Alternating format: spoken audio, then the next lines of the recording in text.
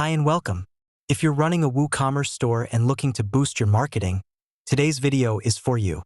We're going to walk through how to install Omnisend with WooCommerce, step by step. This integration will open up new possibilities for your marketing efforts. So let's get started.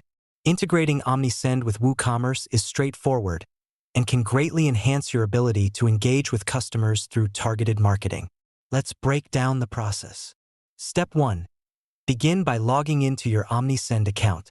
Once you're in, navigate to the dashboard and locate the Integrations tab. Here, you'll find a variety of integration options including WooCommerce. Step 2. Click on the WooCommerce option and you will see a Connect button. Hit that button and Omnisend will guide you through the process of connecting your WooCommerce store. Step 3. You'll be prompted to enter the URL of your WooCommerce store. Once you've entered your store URL, proceed by clicking Connect. This will initiate a request to sync your WooCommerce account with Omnisend. Step 4. After you enter your store URL, you'll be redirected to your WooCommerce dashboard to authorize the integration. Here, WooCommerce will ask you to confirm that you allow Omnisend to access your store's data. It's important to allow these permissions as they enable Omnisend to automate your email marketing campaigns effectively by utilizing your store data. Step 5.